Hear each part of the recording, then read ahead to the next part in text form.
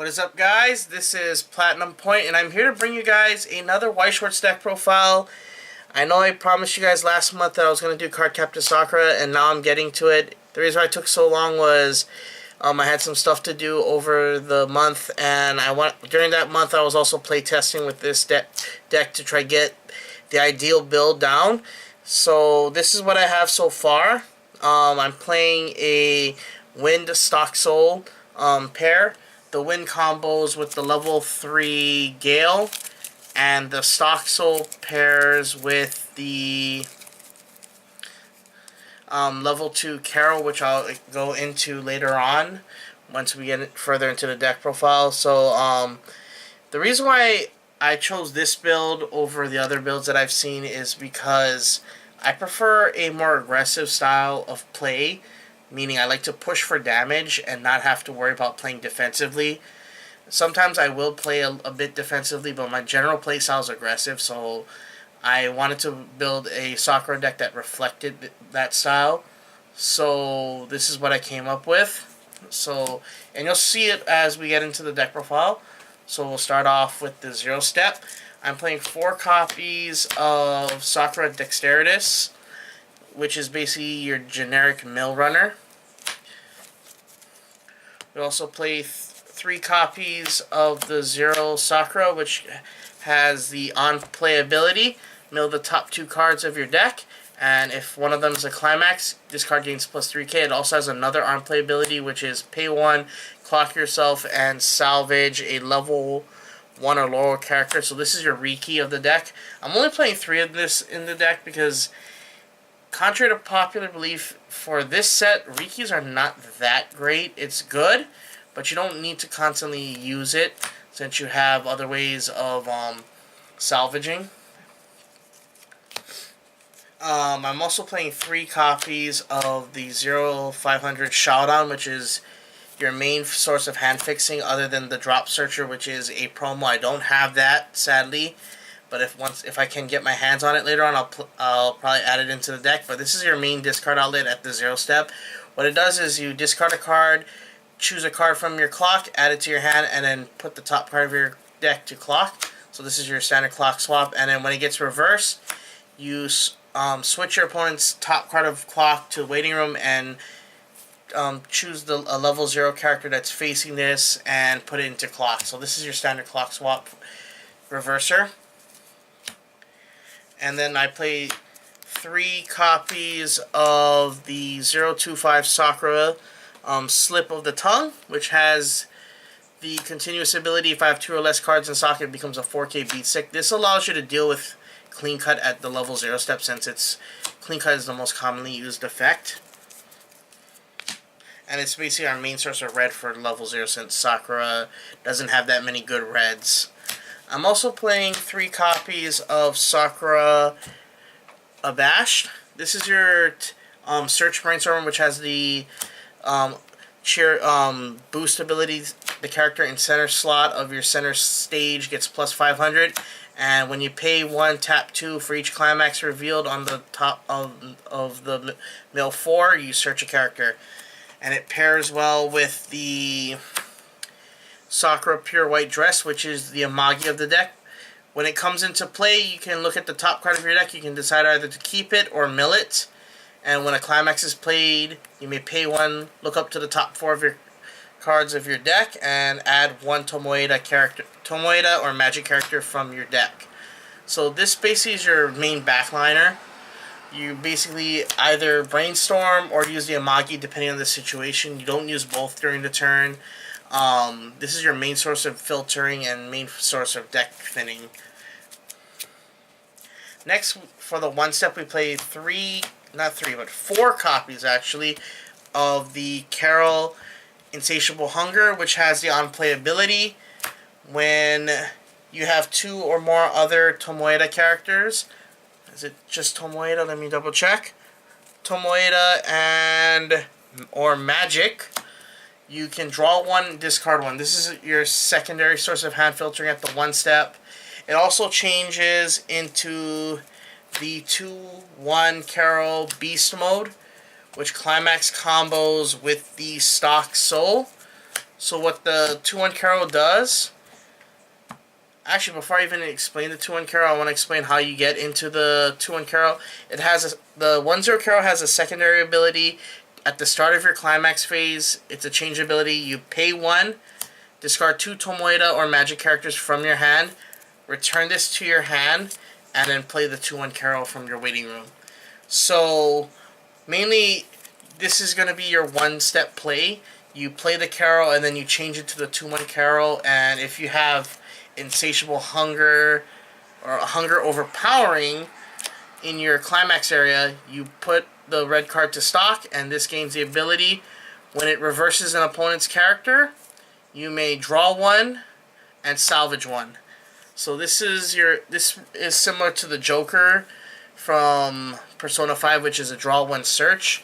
This one is a draw 1 salvage, and it's an early play combo. And since it's very easy to get this into the waiting room, I decided to only play 2 since we're relying on the change mechanic very much. And you only need to get off at least 1 or 2 of these at a time.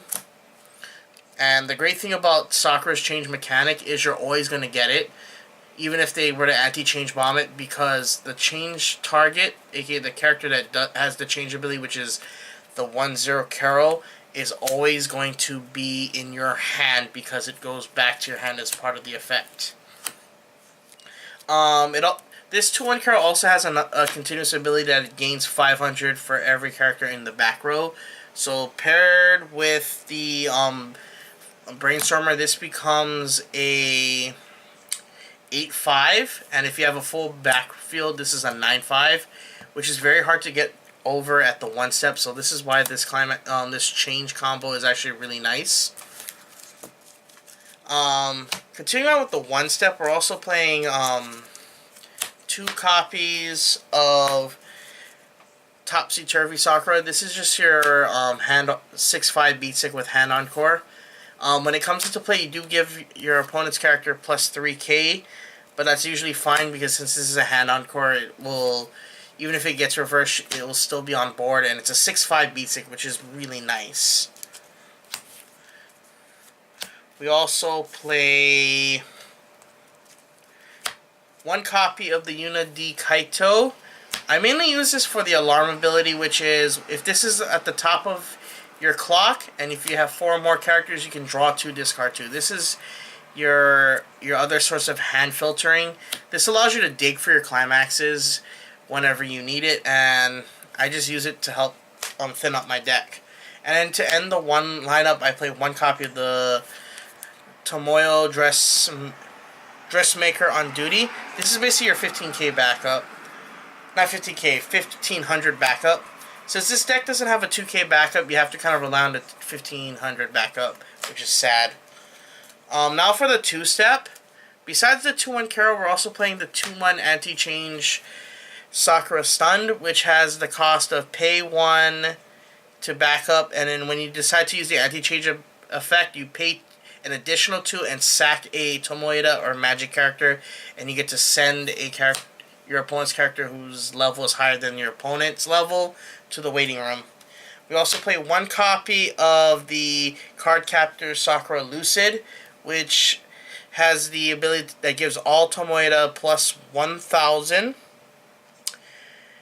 It's a global 1k, and it also has an active ability where you tap this, give your Tomoeda an additional 1k, and the ability the card cannot be targeted by effects. So if you set up your board right and you've changed and somehow your character survives, your change target survives during the turn, your level 3 change, you can tap this to make the character untargetable by anti-change backups, just in case your opponent does draw it and you're still at the 2-step. So that's one good thing about this. This also makes your characters immune to anti-damage events, which is really nice. And then we play 2 copies of the Sakura Kinomoto. This is your 2-1 change that changes into majority of the 3-2 double R's in the set that is Sakura. It can change into the Sakura Record, which is a clock kick with the cost of discarding 2 Tomoeda characters, and it's also a global 1500 boost when it's on the board, and it also can change into your 3/2 Cardcaptor Sakura Gale, which climax combos with the Clear Card Gale. When Clear Card Gale's in play, when this does a direct attack, you may pay 1, burn 1. So this is your main source of consistent and what was the word I'm trying to look for again? I'm blanking again. Precise damage output. This is your main finisher in the deck, and you can actually play this out at the 2-step with the 2/1 Sakura. It also has the on-play ability. When this comes into play from hand or by the change ability, you can look up to the top 3 cards of your deck, add 1 card, and put the rest in waiting room. So basically, you're mainly going to be trying to dig for the Gale Climax when you change into this, or if you're just looking for pieces for other changes. So, since this Sakura kind of transitions us to the 3-step, and I already explained this, let's finish up the 3-step. I play 1 copy of the UA Moon Guardian, which has the on-play ability heal. The top card of your clock to send the top card of your clock to waiting room, aka top 3/2 heal. You only play 1 healer in this deck because you're mainly focusing on finishing the game as fast as you can through precision damage. And it also has the ability that when it reverses an opponent's character, you may pay 2, burn 1 on reverse. I'm also playing 1 copy of the Trial Deck Sakura Clear Card, which has the on-play ability salvage a Tomoeda or magic character from waiting room. And then when you declare an attack, you can discard 2 cards from hand and burn 1. So mainly the gimmick of this deck is to ping for precision damage, and the only overswing that you're going to be relying on is 2 copy of Tomoyo Enamored Friend, which is your Musashi of the deck. It also has the ability on attack, you can pay 1, discard 1, and all your other...